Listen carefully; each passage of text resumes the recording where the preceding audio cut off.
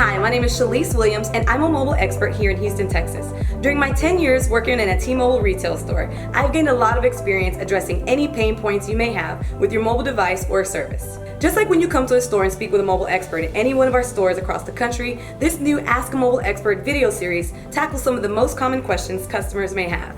And for our premiere segment, we're talking eSIMs, or electronic SIM cards.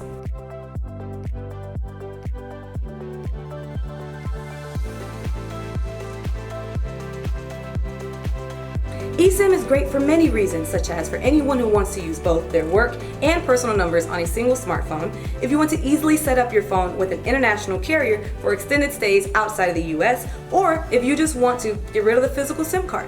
So let me show you how to activate it.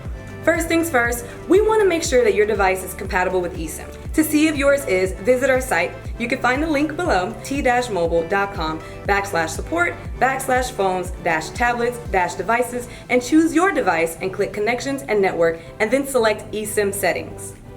Most T-Mobile customers can change their SIM using the device EID, then download the eSIM. To find your EID on an iPhone, go to the home screen, then tap Settings, then General, and select About.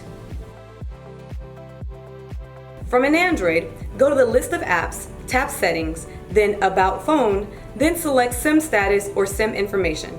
Some devices can transfer or activate an eSIM right from the device. To see if that's available, again, just head over to the URL I gave you, choose your device, and click Connections and Network, and then eSIM Settings. T-Mobile postpaid customers with iPhones will automatically be prompted to download the eSIM if connected to Wi-Fi. Just tap the notification to install. For other devices, you'll have to use a QR code or type in the information. To make the transition go as smooth as possible, here are some tips.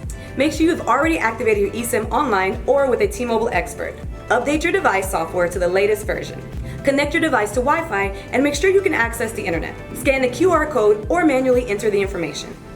Again, for a complete list of steps, head to our site. You can find the link below at t-mobile.com/support/phones-tablets-devices, and choose your device and click Connections and Network, then select eSIM.